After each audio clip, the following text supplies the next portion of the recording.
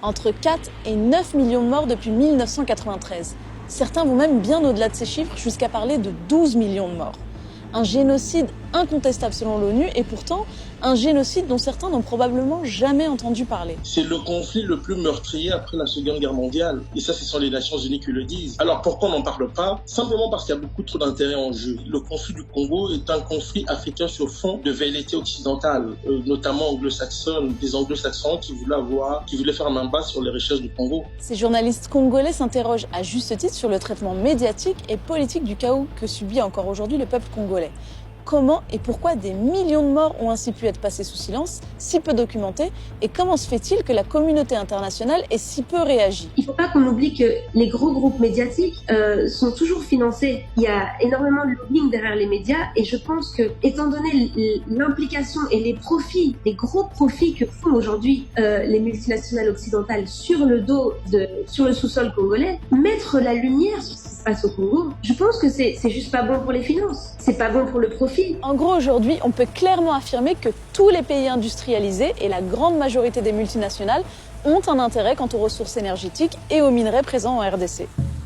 Car il faut bien comprendre de ce dont on parle, la RDC, c'est le deuxième plus grand pays d'Afrique, c'est 4 fois la France ou 80 fois la Belgique, l'ancien pays colonisateur. Et c'est pour ça qu'on parle de pays-continent. Mais c'est surtout une multitude de ressources naturelles et de minerais stratégiques, dont la liste, beaucoup trop longue à développer en totalité, contient notamment du cobalt, du pétrole, des diamants, de l'uranium. Et on estime que 80% des réserves mondiales de coltan se retrouvent en RDC.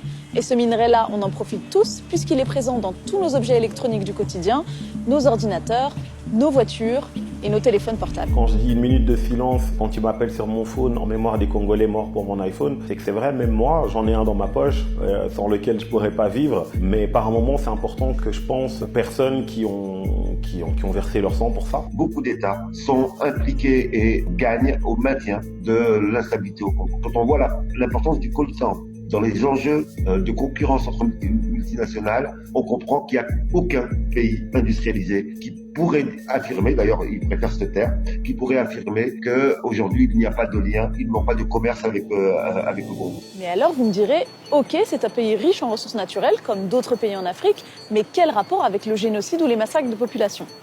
Eh bien, en réalité, la situation en RDC est extrêmement complexe et on y reviendra plus tard. Elle ne peut être expliquée sans raconter son histoire et notamment son histoire coloniale. Mais aujourd'hui, si on devait résumer la raison de ces massacres, de ces millions de déplacés, de ces dizaines de milliers de femmes violées, c'est l'exploration de ces ressources naturelles. On présente aujourd'hui le conflit comme étant une affaire entre barbares africains, alors qu'en réalité, il s'agit d'une guerre de basse intensité, c'est-à-dire c'est une guerre de haute intensité, une guerre chaude qui est devenue une guerre avec le temps de basse intensité, avec les mêmes velléités, avec les mêmes objectifs. Terroriser la population congolaise, l'emmener à se déplacer et à céder des terres qui vont être occupées par des populations venues d'ailleurs, notamment du Rwanda, et des multinationales qui tiennent à faire main basse sur les richesses de cette partie du pays. Le chaos est quelque chose qui arrange. Le chaos est nécessaire pour que le pillage puisse perdurer. S'il y avait paix, est-ce qu'il serait possible de venir et de dire à des gens qui vivent quelque part, vos terres, là où vous cultivez, là où vous avez construit votre maison, est-ce que vous pouvez pas vous mettre juste à côté? Non, on peut pas. Si on trouve un endroit avec potentiellement du cobalt, de l'or, du diamant, que sais-je, de l'uranium, et qu'il y a une population qui vit sur ce territoire-là, je pense qu'il est plus intéressant de financer un groupe rebelle, de faire massacrer le village que tout le monde s'en fout, plutôt que de leur demander gentiment de partir. En gros, il y a 80 millions d'habitants en RDC. Il y a des gens qui vivent dans ces zones riches en ressources naturelles dont le monde a besoin, et pour explorer ces ressources, il faut chasser ces populations. Comme c'est le cas par exemple à l'est du pays, dans le nord Kivu et dans le sud Kivu, des zones très riches en coltan. Ce qui se passe à l'est du pays, donc nord Kivu, sud Kivu, ce sont des massacres, ce sont des viols avec extrême violence. On viole des femmes à l'est du Congo, et après les avoir violées parfois, on va enfoncer des baïonnettes, parfois on va tirer dans l'organe génital de ces femmes-là. Il y a quelque chose qui dépasse l'entendement. C'est notamment contre ces viols-là que se bat le docteur Mukwege, prix Nobel de la paix en 2018, qui dénonce depuis des années l'usage du viol comme arme de guerre. Mais lorsque vous violez une femme avec extrême violence, vous détruisez totalement la famille, vous détruisez la vision que le mari a sur sa femme, vous détruisez les enfants qui ont souvent assisté au viol. Pour certains, se sont aussi fait violer parce qu'on a des enfants de 6 mois qui arrivent à l'hôpital de Panzi, à l'hôpital de Dr Mukwege. Et en fait, on se rend compte que ce génocide qui est passé sous silence utilise le vagin de nos mamans comme un champ de bataille. C'est réel, c'est-à-dire que en faisant ça, c'est pas seulement déstructurer la société et la déstabiliser pendant 3 mois ou pendant 1 an. C'est toute une vie. Des atrocités qui dépassent l'entendement et qui rappellent le génocide et les violences subies par le pays voisin, le Rwanda. Et c'est là un autre point de départ du génocide congolais. En 1994, des millions de Rwandais Hutus, dont de nombreux génocidaires chassés du Rwanda, se réfugient en RDC.